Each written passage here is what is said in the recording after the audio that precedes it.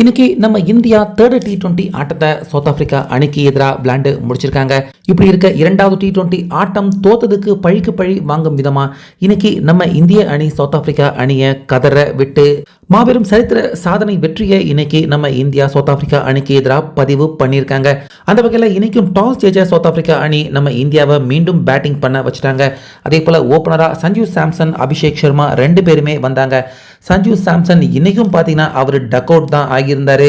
2 century back to back அடிச்சு 2 முறை Sanju Samson duck out ஆகி அதிர்ச்சியை கொடுத்திருக்காரு. ஆனால் அபிஷேக் சர்மா 50 ரன்கள் எடுத்தாரு. சூரியகுமார் 1 ரன்லேயே அவுட் ஆயிட்டாரு. அடுத்ததாக வந்த ஹர்திக் பாண்டியா கூட 18 ரன் தான் எடுத்தாரு. ஆனால் மூன்றாவது பேட்ஸ்மேனா வந்த திலக் வர்மா முதல் முறையா அவருடைய T20 செஞ்சுரியை இன்னைக்கு கம்ப்ளீட் பண்ணியிருந்தாரு. முக்கியமாக 22 வயதுல செஞ்சுரி அடிச்ச பிளேயர் அப்படிங்கிற ரெக்கார்டை பார்த்தீங்கன்னா இன்னைக்கு உலக அளவில் திலக் வர்மா அவர் பதிவு பண்ணியிருந்தாரு. அதே போல கடைசி வரைக்கும் அதிரடியாக விளையாண்ட நம்ம இந்திய அணி 20 ஓவருக்கு 219 ரன் வரைக்கும் எடுத்தாங்க.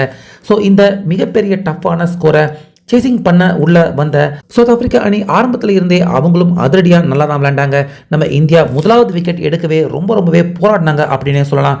ஆனாலுமே ராயன் அவருடைய விக்கெட்டை 3வது ஓவர்லையும், முக்கியமாக வருண் சக்கரவர்த்தி பவர் பிளே கடைசி ஓவர் போட வந்தார். அந்த ஓவர்லேயே அதிரடியாக விளையாண்டுக்கிட்டு இருந்த கேப்டனான மார்க்ரம் அவருடைய விக்கெட்டை எடுத்து நம்ம வருண் சக்கரவர்த்தி ரொம்ப பெரிய பிரேக் த்ரூவை கொடுத்தாரு. ஆனால் தொடர்ந்து டேவிட் மில்லர், ஹென்ரி கிளாசன் ரெண்டு பேருமே அபாரமாக விளையாண்டு சவுத் ஆப்பிரிக்கா அணியின் ஸ்கோரை கிடுகிடுன்னு உயர்த்திக்கிட்டு இருந்தாங்க. முக்கியமாக ஒரு கட்டத்தில் ஹென்ரி கிளாசன் நம்ம வருண் சக்கரவர்த்தி அவருடைய போலிங்கில் ஹேட்ரிக் சிக்ஸரை அடித்தார். ஆனாலுமே எடுக்க வேண்டிய டார்கெட் ரொம்பவே பெருசாக இருந்துச்சு. அப்படிங்கிறதால சவுத் ஆப்பிரிக்கா அணியால் எவ்வளவுதான் ரன் எடுத்தும் தேவைப்படுற ரன் ரேட்டுக்கு தகுந்த ஸ்கோர் அவங்களால எடுக்க முடியாததால ஒரு கட்டத்துக்கு மேலே ரன் ரேட் கிடுகிடுன்னு பயங்கரமாக உயர விக்கெட்டும் ஒரு பக்கம் சரிஞ்சுக்கிட்டே இருந்ததால கடைசி ஓவருக்கு 25 ரன்கள் டார்கெட்டாக சவுத் ஆப்பிரிக்கா அணிக்கு நிர்ணயிக்கப்பட்டிருந்தது. ஸோ அந்த ஓவரை வீசின ஹர்ஷ்தீப் சிங் அவருக்கே உரிய பாணியில் யார்கர், ஸ்லோவர் இப்படின்னு போட்டு ஒரு வழியாக பார்த்தீங்கன்னா அதிரடியாக விளையாண்ட மார்க்கோ ஜேன்சன் உள்ளிட்ட பேட்ஸ்மேன்கள் இருந்தாலும் ஹர்ஷ்தீப் சிங் ரன்னை கட்டுப்படுத்தி இந்த ஆட்டத்தில் நம்ம இந்தியா வெற்றி பெறறதுக்கு கடைசி ஓவரில் ஒரு மாதிரி அவரும் பார்த்தீங்கன்னா முக்கியமான காரணமாக இருந்தார்.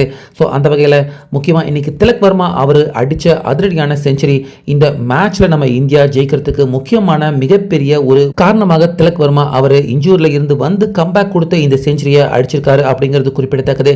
ஸோ அபாரமாக நம்ம இந்தியனின் பெயர்கள் எல்லாருமே இந்த மேட்ச்சில் விளையாண்டு தற்போது இந்த சீரீஸை ஜெயிக்கிறதுக்கான வாய்ப்பை ஏற்படுத்தி கொடுத்துருக்காங்க. நம்ம இந்திய அணியின் இந்த வெற்றியை பற்றி உங்கள் கருத்தை சொல்லுங்கள்.